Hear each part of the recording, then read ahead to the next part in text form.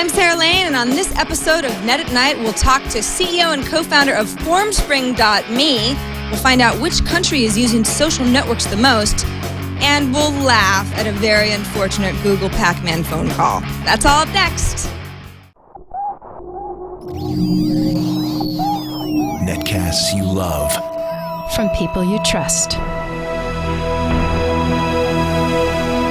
This is Twit. Audio bandwidth for Net at Night is provided by AOL Music and Spinner.com, where you can get free MP3s, exclusive interviews, and more. Video bandwidth for Net at Night is provided by Cashfly at CACHEFLY.com. This is Net at Night, episode 155, recorded June 15th, 2010. Ask me anything. Net at Night is brought to you by Ford and voice-activated sync, featuring true hands-free calling, turn-by-turn directions, 911 assist, and more. Available exclusively on Ford, Lincoln, and Mercury vehicles. For more details, visit syncmyridepodcast.com. And by GoToMeeting. Visiting important contacts from New York to LA and Bangalore to London is time-consuming and expensive. Have meetings online instead with GoToMeeting. For your free 30-day trial, visit gotomeeting.com/night. This is Net at Night, episode 155. I'm Sarah Lane in Petaluma, California. And I'm Amber MacArthur in Muskoka, Ontario. Where is Muskoka, Ontario, Amber? I know. Did you see how I kind of stumbled over that a little bit? Where am I? All right, where am I right now? It is a couple of hours north of Toronto, and it is our cottage country. So a lot of people come up here. They have cottages. There's a lot of resorts, and I'm up here speaking at an event tomorrow morning. So I just got here. It's absolutely beautiful. I have a room right on the lake, and tomorrow morning I'll be up bright and early and talking to a group of bankers. Ooh, bankers. So, yeah, so Toronto has kind of that, is it kind of like a summer lake, go catch fish, that type of a thing? I don't really know the area. Yeah. You know, it's very similar to some parts of Northern California where they have beautiful lakes, and it's very popular in the summertime. And so this is just the beginning of the season. So it's not too crowded up here, but it's nice and relaxing for now, which is good. Makes me happy. Talk to a bunch of bankers. Yeah, I know. It'll be kind of interesting. The funny thing is I spoke to this group 2 years ago. So it's kind of interesting. I usually don't speak to the same group again. You know, they call me in once and then I tell them what I know, and then they don't necessarily call me back because they've learned it. But I'm coming to talk to the same group. So I've had to think of an entirely new presentation. So that's kind of fun. Yeah, for sure. Well, it's very exciting to do the show with you. We were just talking before the show started that the two of us have been on, well, you obviously and Leo have been doing Net at Night for almost 155 episodes. I think I've probably been on 5 of them or so. But the two of us are running the show today. I know. Who knows what is going to happen? I mean, it's a mystery to all of us. Yes. It could get crazy. And we've never met, which is even crazier. That's the weirdest part about it, is that you and I have never been in the same room, I guess. If we have, we didn't know it. No, I don't think so. And it's funny. I met, I was mentioning this to Leo last week. I met Shira Lazar, I think is how you pronounce her last name. And she, out of all of the girls kind of in the tech space, I had never met her. And then finally I met her and I'm like, okay, Sarah Lane's the only one who I haven't met. And I literally like have contact with you in some way or another almost every week. So. I know. Isn't that funny? It's like I forget that we've never met. If we ever did, it would be like, we wouldn't even have to make a big deal out of it. Maybe we shouldn't. Maybe we should just keep it like this. Maybe it's better this way. You know, exactly. We shake hands and something terrible might happen. All of a sudden, it just goes sour. All the chemistry gone. Gone. So what's going on the net besides Twitter being down all the time? I know. That's kind of one of our top headlines this week. So Twitter has been having a really rough time in terms of staying up and being stable. I know so many times I've tried to post great pictures or update my account, and then all of a sudden I get the message that Twitter is experiencing problems and I can't update. So especially now with the World Cup going on, because they're getting so much traffic, they're absolutely getting slammed. And they've acknowledged that they're having a lot of problems and saying that they're trying to fix errors and apologizing for the downtime. time, but it just seems like it never ends with Twitter. I mean, I love the site, but it gets a little frustrating. I remember back in the day, I mean, when I say back in the day, I mean, I joined Twitter I think it was February of 2007. So I wasn't one of the early people, but I was pretty early. And this happened all the time. You know, the fail whale was sort of this cute little lovable thing that happened. And then as the service continued to grow, whenever this would happen, it became a lot more annoying. And, you know, it would kind of cripple us because we were all starting to use Twitter for things other than just to, you know, say funny things to each other, you know, to get news and information and share links and pictures. And, you know, it's sort of like I've just gotten used to it working perfectly. And I know that as Twitter continues to grow, and they have to keep scaling, and it's not always going to be perfect. And yeah, something like the World Cup, great example of them getting flooded with maybe more activity than even they have built an infrastructure to withstand. Yeah, I mean, I think the last time they experienced some major problems was last fall. I think it was in October where there was a lot of downtime on Twitter. And you're right, it has been sort of a smooth ride for more than 6 months now. And yet recently it hasn't been so good. And I think the frustrating part for a lot of people now is that they're depending on Twitter, like you said, for more correspondence. You know, a lot of people use Twitter just to message people and stay in touch. And so it's a more important part of our lives than just this little tool to share what we're doing right now. It's a place that people are doing business. They're connecting on a regular basis. And so think about it. Think about if your email went down that often. I mean, you would be so frustrated and you probably would never want to use that service again. It's so true. I mean, it's kind of embarrassing, but when my alarm goes off in the morning, my iPhone is my alarm. That's just the alarm that I use. And I don't get out of bed. I just simply roll over and I launch Twitter. And I don't go back too far, but, you know, I go back over the last 4 hours or whatever to see, you know, what's happened on the East Coast, or you know, I get a little just caught up. Like if there was something catastrophic or just a really big news story, I would know before I forgot to my email. Oh my goodness. Through Twitter. I'm the same way. It's kind of frustrating though, doing your own thing and running your own business, because I'll update Twitter and put like a fun little message on there, and then I'll get an email from someone like, hey, you haven't responded to my email and I saw you on Twitter. And I'm like, can't I have any fun? I know. Can't I have just this little personal moment where I want to share a picture on Twitter just for fun and maybe not work at that exact moment? Yeah, exactly. But it kind of busts you a lot. It's true. I know. It's the timestamp. You were near a computer. Why weren't you responding to my email? What's nice about this, Twitter downtime is not nice. I think we're all in agreement about that. But at least they're being transparent about realizing that it's an issue, saying, you know, we're not happy with the way that things have been working. There's a problem. We're aware of it. I mean, I think that, you know, in cases like this, the worst thing to do is just to keep users in the dark, because then the conspiracy theorists start talking about what's going on behind the scenes and they don't know what they're doing and, you know, that kind of thing. And so that I always appreciate, at least. Yeah, and I think there's almost this uneasy relationship with Twitter right now, because people are worried about, is Twitter going to make money? I mean, is it going to be profitable? Or 6 months down the road, is it going to collapse altogether? And so when it goes down and they don't say anything, I think people get increasingly alarmed about what might be happening. But you're right, they've been very transparent and they've updated their blog on a regular basis. And that can only be a good thing, just so people have a sense of what's going on. And I think people can deal with downtime here and there, especially with situations like the World Cup, as long as it doesn't continue and doesn't last for too long. Right. Speaking of Twitter making money, what do you think about companies being able to buy a space on the trending topics area?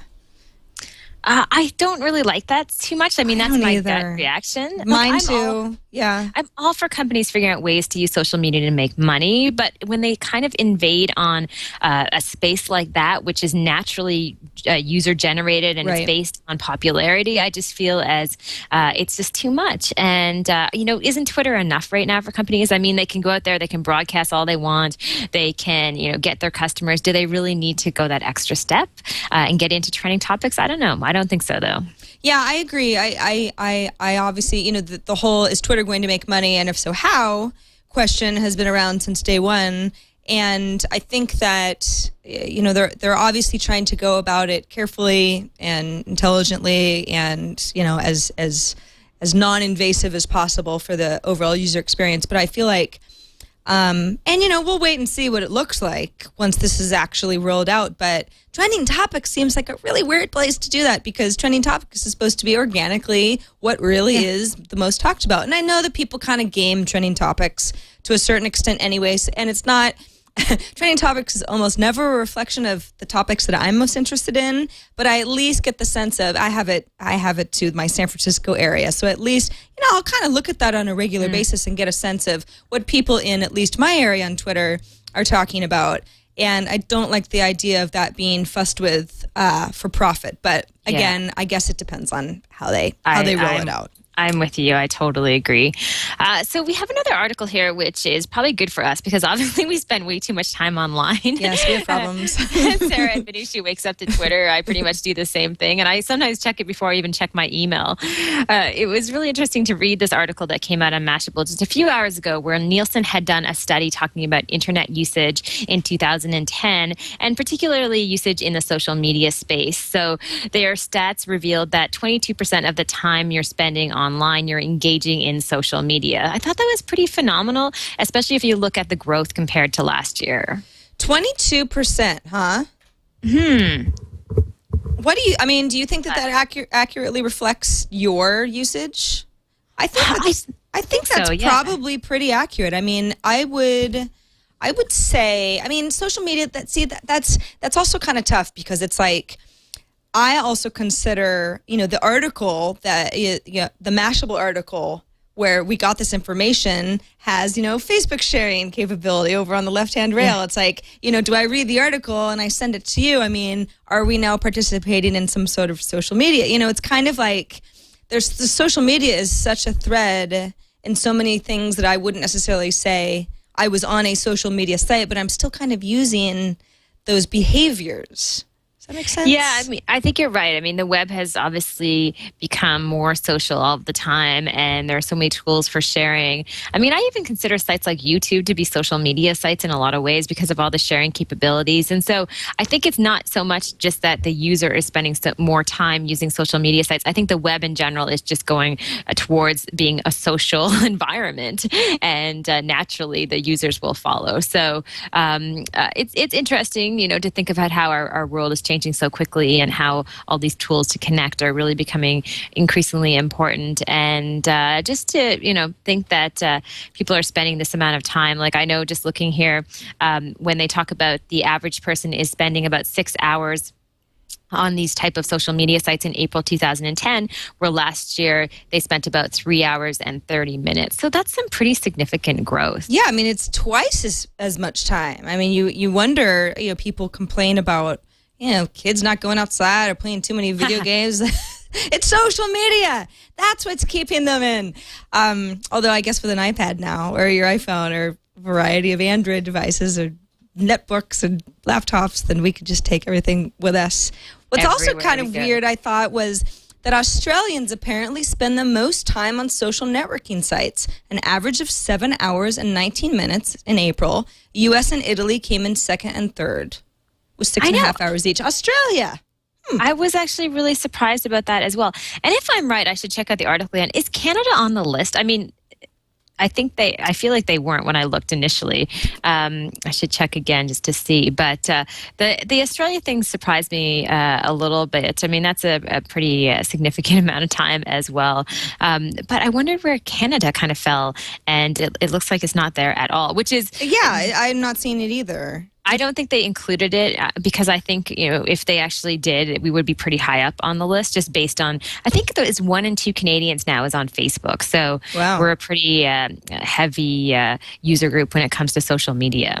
I wonder if I think Australia, what would be the deal? It's not as if I've never known the Australian friends I have to be more, we want to hang out on computers more than anybody else that I can think of. Does it have to do with geographical location, that they're on, their own continent and they're, I don't know. I guess I don't know. Yeah, I don't know. We need some Australians to let us know. Australians, weigh in. Why are you on social networks so much? I guess they would be asleep right now, so we can't call anyone up. Very friendly folks. Maybe that has something to do with it. Just a lot to share. A lot to share. That's true. Very friendly. We're all online. It's the moral of that story. All right. So we have a couple of more links before we get our guest on, which is Formspring. And I know you're super excited about our guest. I am. In fact, before we do anything, I think we have a little message from Leo. We'll be right back with the show in just a minute, but before we do, I really got to tell you about Ford and the amazing Ford Sync. I've been a Ford Sync owner now since last year, and I can't tell you how much I love it. In fact, anytime I try the GPS, the turn-by-turn directions, the hands-free calling, and any other make, I go, what? How could I have used this?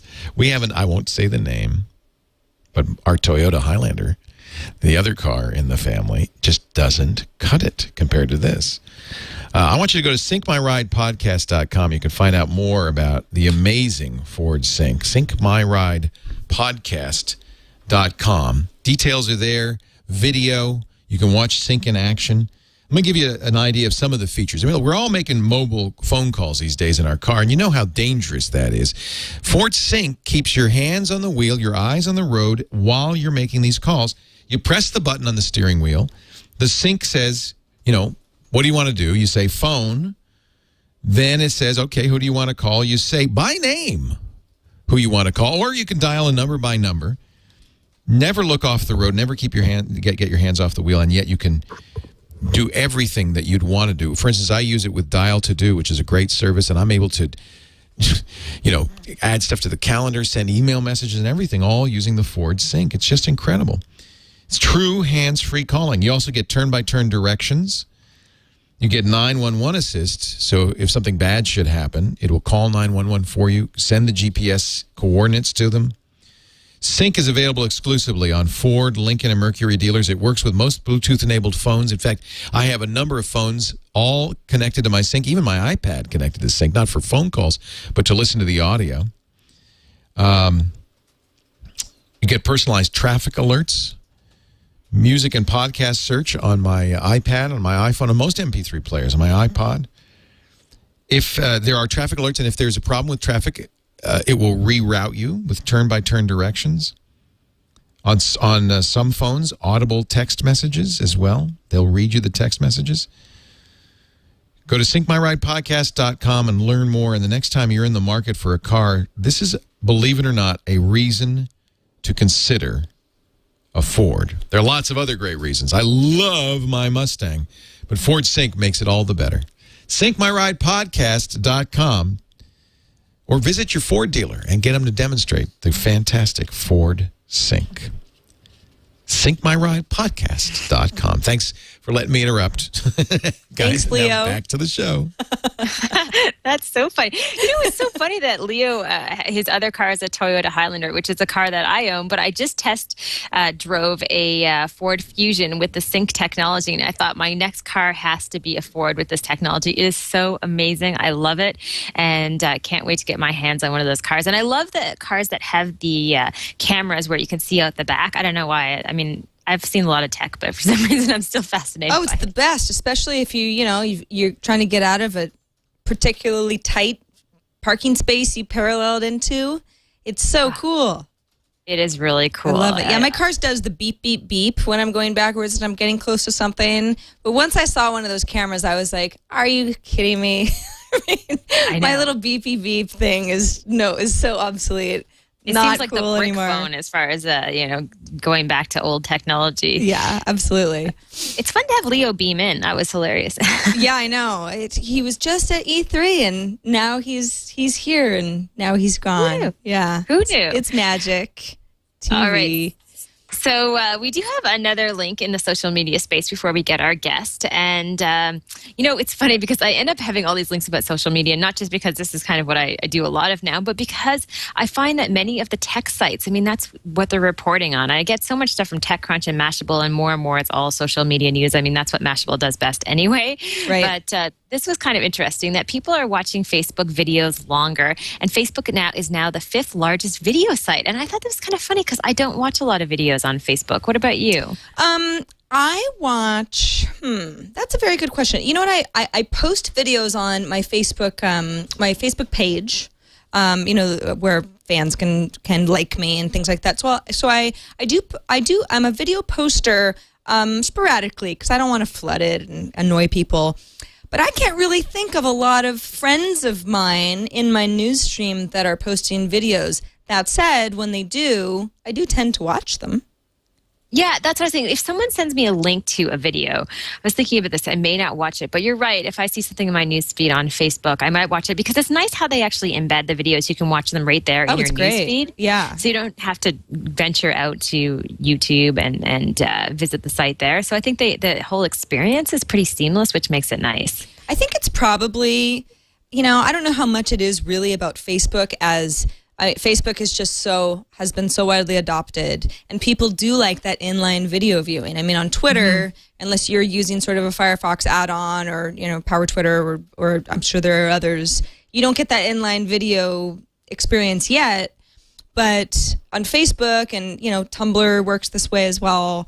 If I've got a video that I know I can just click on that little arrow and it's just going to play and it's not going to send me somewhere and I'm not going to lose my original place, then I'm a lot more apt to watch so. It. Yeah. Yeah. It's funny. I realize how short my attention span is for watching videos online. Like if someone sends me a video and I click on it and it's not interesting in the first 10 seconds, I leave. And it's funny because Chris will always say to me, my fiance, he'll always say, just watch, at a minute it gets good. And I just don't have the attention span to sit through it. I know. I have a lot of people who send me cute animal videos because they know me and they know that I'll like it. And I mean, animal videos, I'll be pretty into. And it's like, if it's not really cute and funny within those first few seconds, I might scrabble through a little bit, but usually it's like, not funny enough. There's too many of these.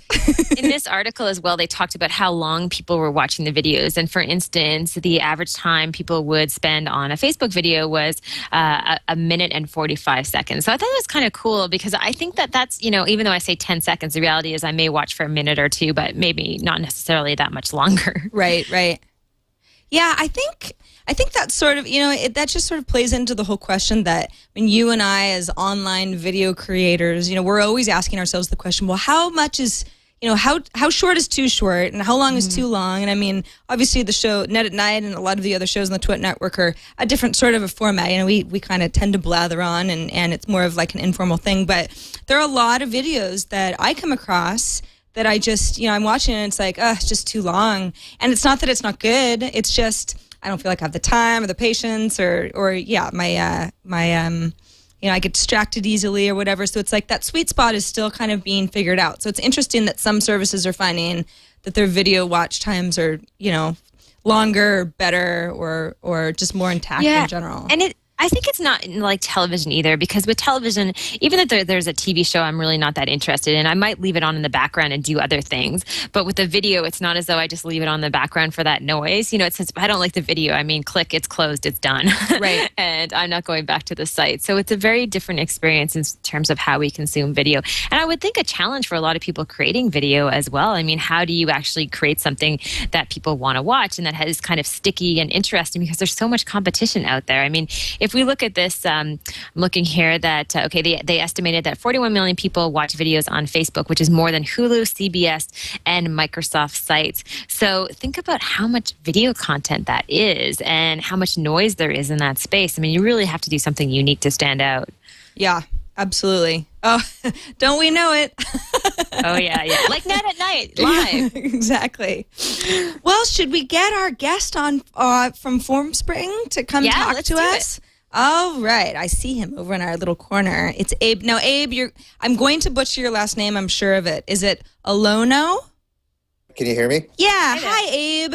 Hi. It's actually Ade. Ade. Well, I just butchered that whole thing, didn't I? Oh, that's fine. The last name is the least of my worries.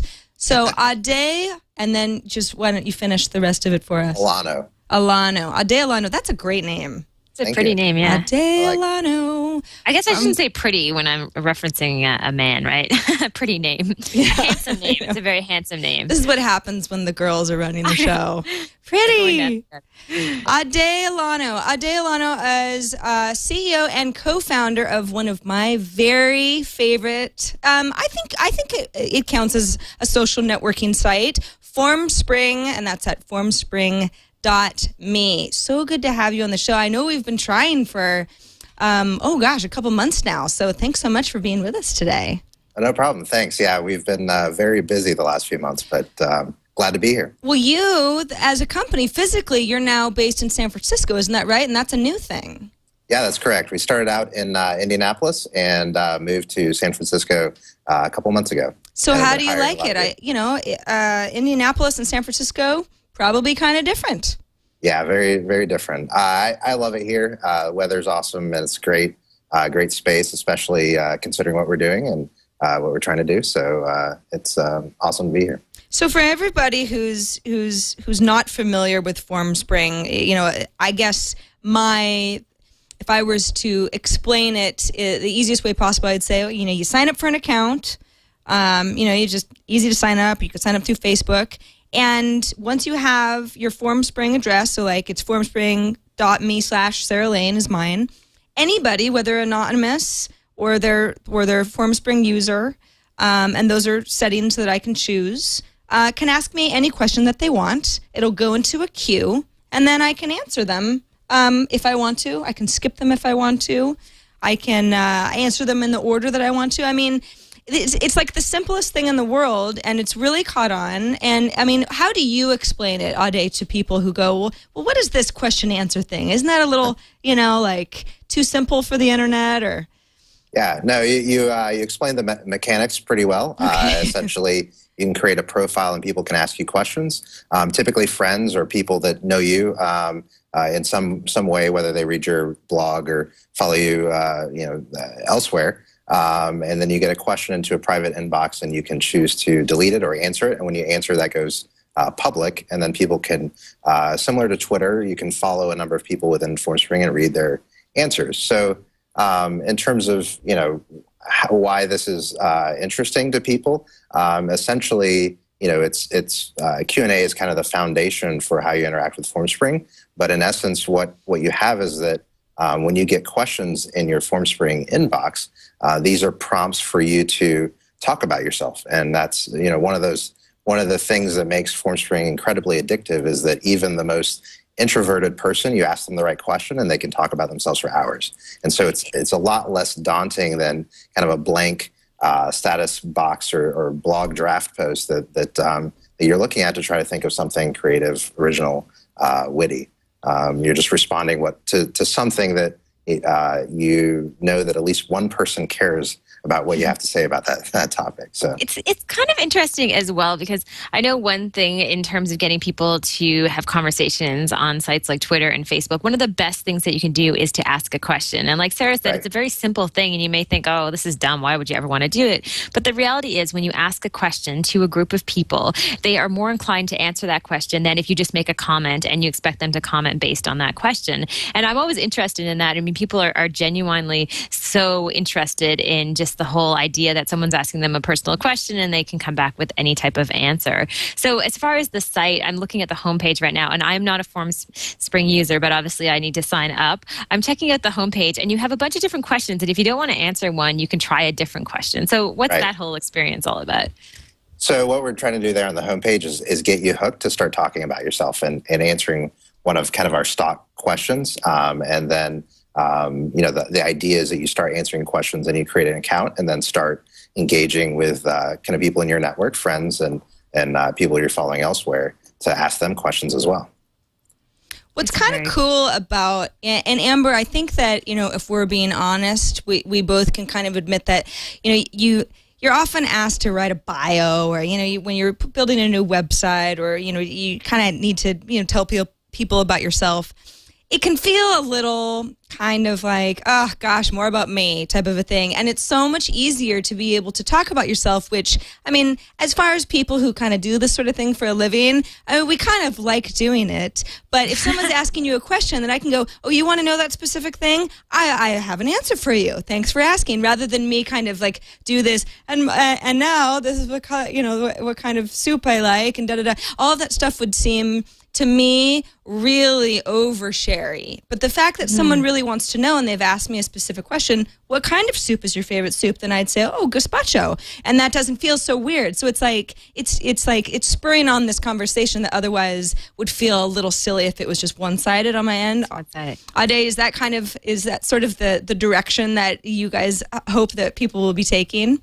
Oh, certainly. I mean, it's just so much more natural to respond to somebody when you're talking about yourself than just to kind of step on a stage or a platform and just start spouting off, your interests and your thoughts and things like that.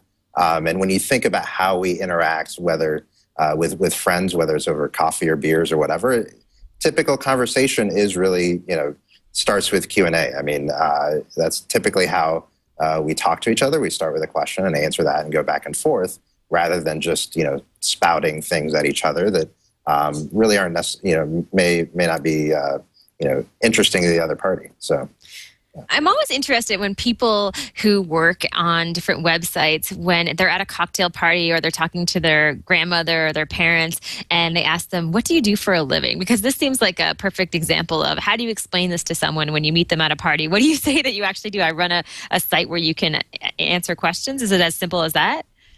Yeah, I mean, that's part of it. I think, we like to think of it as, using, conversational Q&A to connect people. And so it's all about, connecting people and having, and making it easy for them to have conversations and express themselves. So kind of like to think about it in that sense. It's much more than just, answering questions and asking questions to each other. It really kind of gets down to having conversation online.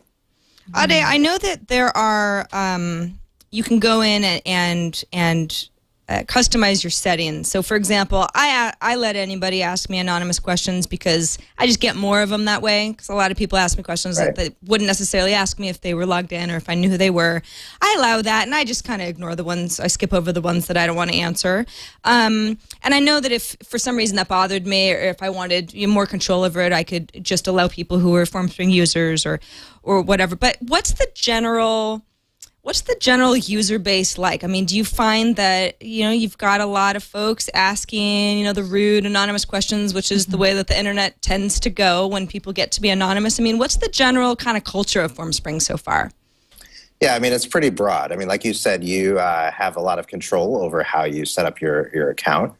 You can have full access for people to ask questions without logging in, without having an account and be completely anonymous. Too, you can set it up so that people can't be anonymous and you have to be logged in, a registered user. And so there's kind of people are pretty broad across those settings, and then people are pretty broad in terms of how they use the service. I mean, we have some people that are rude, but we have, a lot of people who are using in very professional ways and using in very, friendly, fun ways. And we're seeing more and more adoption from even brands starting to use this. Red Bull jumped on FormSpring, I think a week or two ago, and started using that to interact with people, which is pretty cool. We've had cases where, a lot of people in the space like Chris Sacca, Chris Dixon jump on and, talk about investing, talk about tech and kind of this space. And we've had one of the most interesting users is the executive editor for Marvel Comics answer over 3,000 questions on FormSpring. Wow. Talking about everything from, why did Jean Grey die to, what are their plans for, Wolverine and, things like that. So it's, again, it's pretty broad in terms of how people use it and how they interact. I would say largely it reflects how people interact with their friends and people around them in the real world and on other social networks. What's kind of nice about I'm sorry, Amber, go ahead. No, go ahead. No, you go ahead. You go ahead. Okay.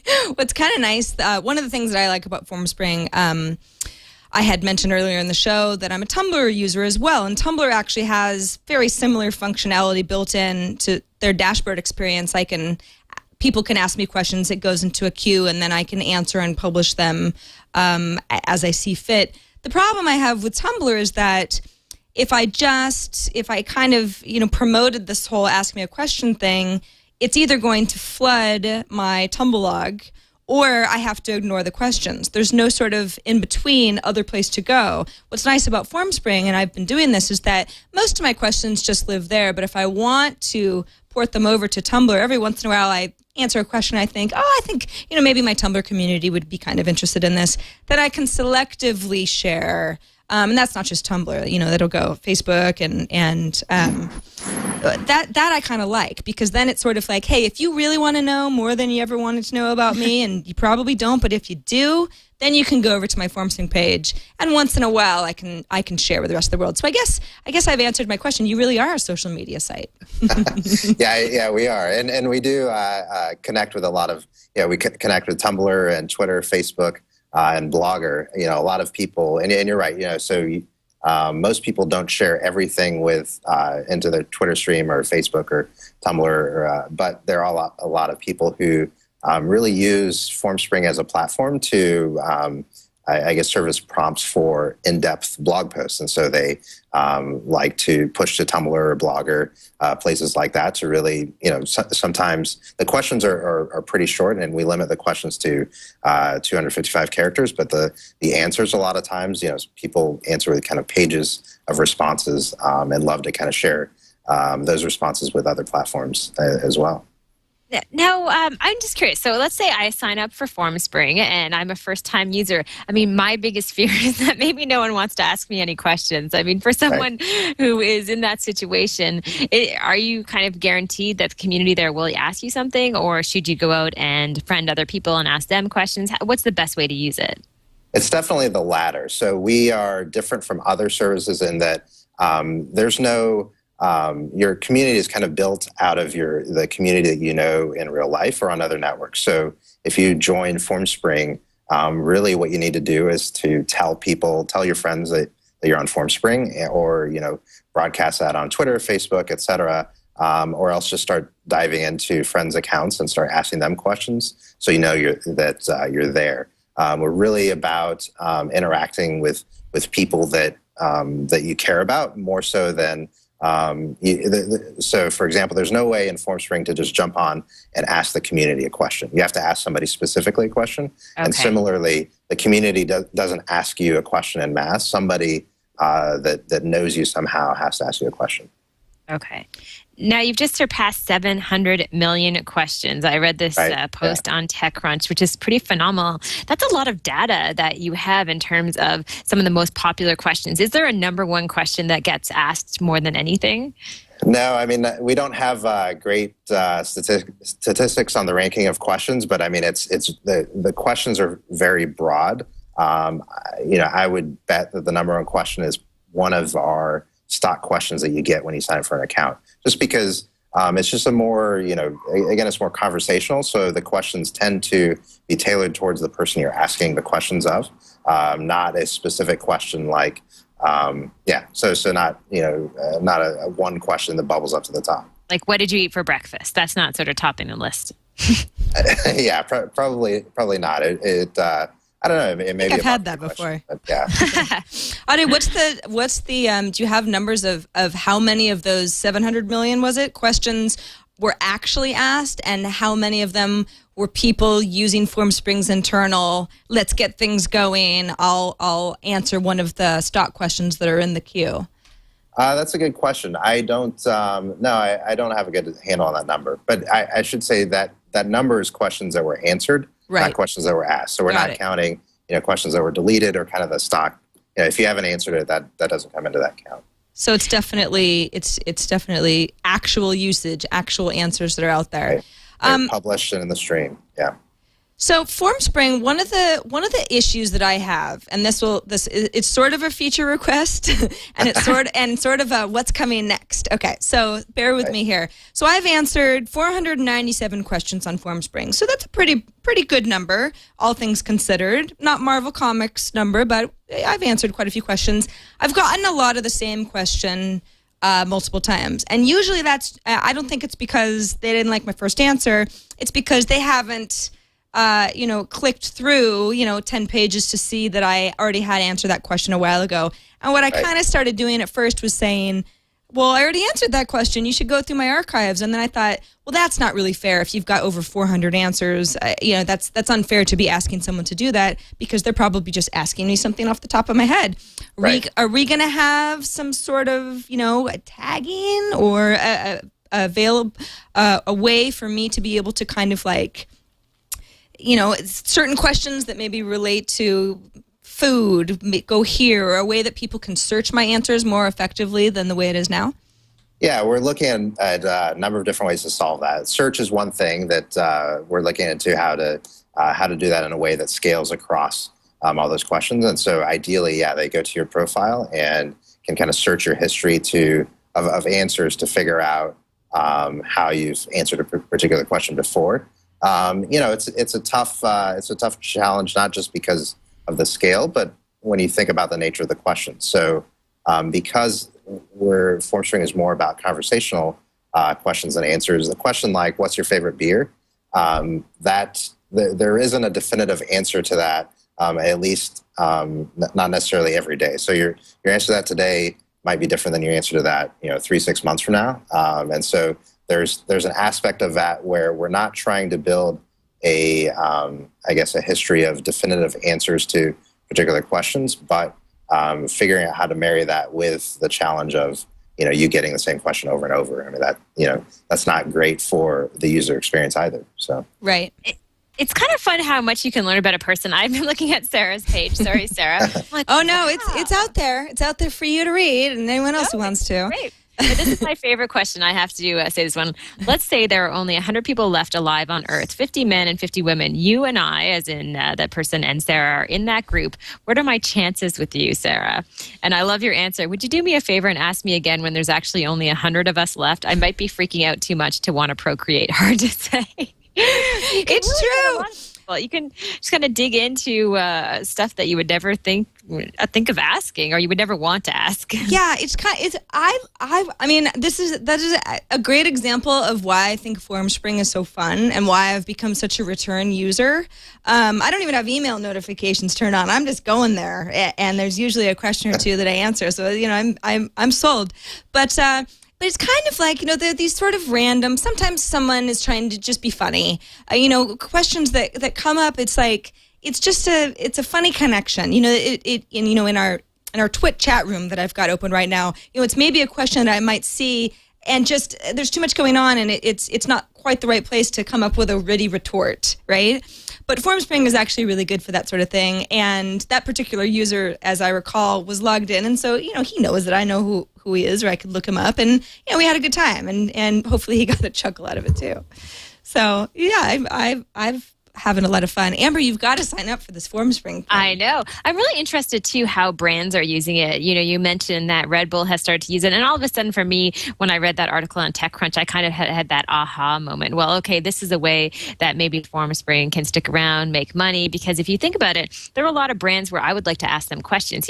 Where do you make your products? I'd love to get Nike on there and be like, do you use sweat factories? Or, I really inquire and really have that one-on-one experience with those brands. Is the part of your business as far as brands using the service, is that a really important addition so that you can actually get revenue and keep the site alive and kicking for a while?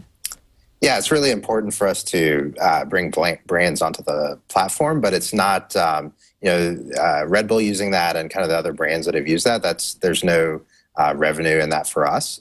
Really, right now, we're just focusing on making a great product that users love and scaling out and hiring and all that before we focus too much on revenue. So I think there's a lot of opportunity for brands to use it without paying us a dime, and that's fine with us. Eventually, we'll want to make money, but not necessarily, forcing brands to pay us before they get onto the platform. So how do you guys make money? I mean, you must have sort of an inkling of an idea in terms of the future and how you're going to be profitable. Yeah, I mean, again, right now we're not making any money, and we raised some venture money a couple months ago that's basically funding us through the point where we can start experimenting with that, and we're not sure what that's going to be yet. I mean, it may be sponsorship, maybe advertising, but right now that's just, right now it's just a guess because we haven't tested anything and really haven't done a deep dive into figuring out how that's going to happen. So, or maybe you get acquired. I mean, that seems like a pretty good option with so many questions and so many users so far. Right. Yeah. I mean, right now we're just focusing on. We're not really looking at that either. Really focusing on building out the business, and we want to get to a path where we make revenue and can sustain this long term. But it's just the realization that if we try to monetize too early, we may do that in the wrong way. And so this isn't, we're not trying to be flip about getting revenue. We just feel like this the best strategy is to focus on the core, the product, the company, and building that out and put us in the best position where we can monetize. So makes sense. Very cool. Very cool. Okay, well, I have to sign up. I have to get on there, answer some questions. Sarah, will you ask me a question if I sign up? Yes. What are you going to be? Amber Mac? Hopefully it's not taken by anybody already. I should have signed up already. I know. Ade, thank you so much for joining us. Ade Olonoh, CEO and co-founder of FormSpring. That's at formspring.me. It's a great service. It's a lot of fun, free to use. Come hang out with us, ask us questions, and we'll answer them as long as it's not about underwear. And maybe we'll answer a few of those too. Awesome. Thank you. Thank you for having me. Thanks so much. I love FormSpring. It's such a pleasure to be able to talk to those guys because I've been reaching out to them for a while, and they've been really like on the up and up growth wise. They're just they're now in the Valley, and they've got new employees. In fact, a friend of mine is working for them now. And I don't know about you, Amber, but I start to feel more and more as we're talking about Facebook usage and, all these statistics and the way that sites are now all integrated with other sites, that sometimes it's the really simple concepts that grab me the most. In fact, I was just having a conversation with somebody earlier today who had come across this app that was like, it was about photo sharing or something like that. And I said, why wouldn't you just use Facebook? And he went, because Facebook is a lot of other things too. I just wanted it to do this one thing, and I liked this one thing that it did. That's kind of the way that I feel about FormSpring, is that, this functionality could be integrated in a ton of different sites, probably very easily, but it's not the same experience. This is a Q&A kind of experience, and that's why it's grabbed me anyway. Yeah, no, you know what? It seems like a really fun site. And I'm going to sign up, although I have to say there is an Amber Mac on there. And guess what, Sarah? She's from Australia. Really? Yeah, she's from Australia. And I just want to be clear about this. If anyone goes to formspring.me/AmberMac, it is not me. I do not have Justin Bieber as my background photo. Oh, look, Amber Mac from Australia. She looks adorable. But yeah, she may have a little bit different musical taste than you. Yes, just a little bit. Even though Justin Bieber is Canadian and I love to promote people from the homeland, the reality is I don't listen to him on a regular basis. But I'll find another username and get on FormSpring soon enough. Well, Amber Mac, you'll have to come up with, I guess you could be Amber MacArthur. I could do that. That's still you. And I'm really hoping that her, when she has a link to her MySpace account where it says Amber Mac 97, I really hope she's not born in 1997 because that's going to make me feel really old. Oh gosh, don't I know it? Yeah, every once in a while I'll come across somebody's email address and there'll be a number in there, and I'll go, "Is that your birthday?" And they'll go, "Yeah." And I want to just weep for a little while. And I'm going to start to do that. I'm going to be like Amber Mac 1984. That's going to be my new username. Yeah. Just a whole rebranding. We're all, we should do it every once in a while, right? Yeah. I'm just don't listen to Wikipedia. I'm 29. 29. It's all good. I guess before we get any farther along in the show, we should talk about one of our amazing sponsors, GoToMeeting. So Amber and I, as we mentioned earlier in the show, we have never met in person, which is ridiculous, but it's true. So what happens if we want to collaborate on something, remotely? We're not in the same room. What do? Well, if you had something called GoToMeeting, it would help you out a lot. So if you want to work with somebody, anywhere. This is worldwide, but, let's say Amber and I, she's in Toronto and I'm in San Francisco, and what are we going to do? We want to meet in person, but we can't for whatever reason. Traveling is obviously expensive and it's time consuming, and I don't know about you, Amber, but I'm pretty sick of traveling these days. Yeah. So you can stay connected to the people you work with when you hold meetings online with GoToMeeting. So how does it work? Well, you sign up. You can set up your online meetings in advance, or you can set them up on the fly, so it's up to you. And then everyone in the meeting that's been invited, so let's say it's just Amber and me, and maybe Jammer B wants to get into the meeting. We log into GoToMeeting.com.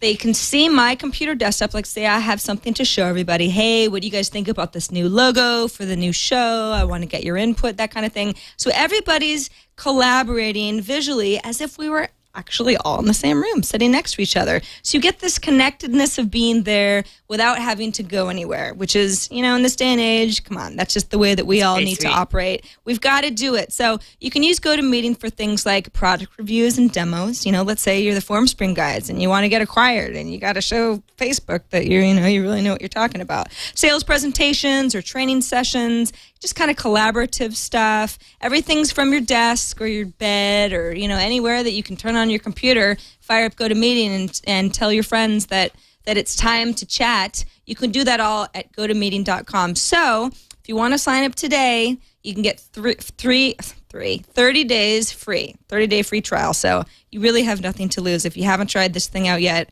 I hope I've convinced you that it's better than paying $25 to check a bag on JetBlue. Right? It's true. You know what? And I just used GoToMeeting yesterday. I had a really great experience. My friend Steve Cunningham, he was doing a webinar about using the web to market your business, and he actually did the entire thing on GoToMeeting. And it was a really awesome experience for me as someone who was joining as a panelist on the webinar. It was so easy. I literally got an invitation. I clicked on the invitation. I was immediately added to the webinar. There's a chat room happening at the same time, and just really, really seamless. I didn't even have to think about it. I didn't have to, go there and register for an account. I was immediately just able to go and join the conversation that was happening in the webinar. So I recommend it for anyone who wants to do their own little webinar online, and I think there's opportunities for a lot of people to do that. It is such a cool tool, and it's really user-friendly, which I love. Absolutely. GoToMeeting, phone and voice over IP conferencing is included for free. So if you're interested, visit gotomeeting.com/night. That's NIGHT.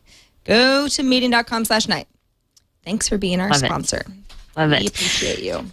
All right. So, Sarah, we are going to close this show. I have our video of the week, which is actually one of the best customer support calls I've ever heard. Maybe not as good as, do you remember when Leo took that call on his radio program where the woman was like, I can't share my neighbor's wireless anymore. She's turned it off. Do you remember that? I do. And he said, awesome. He said, dumb question, but you're not actually just sniffing out something on an open network. And she, threw her for a loop a little bit. Yes, I do remember that call.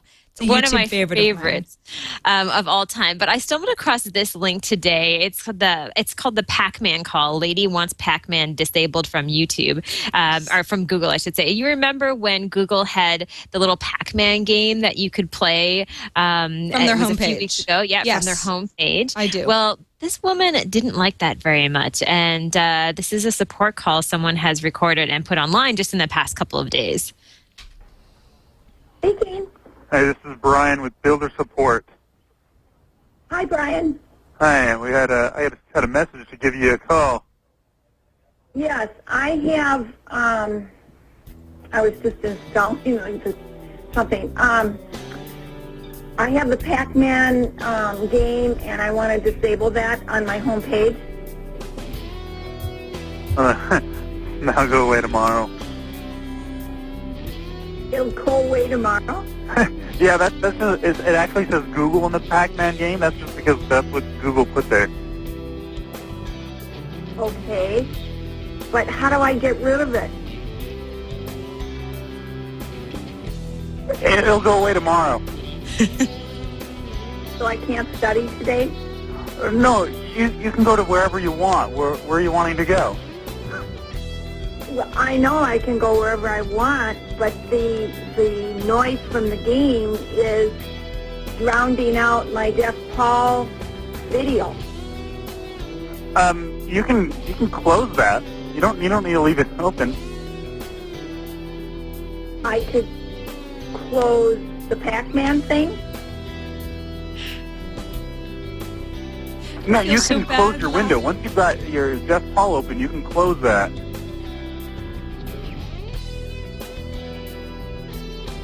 Oh, I could try that.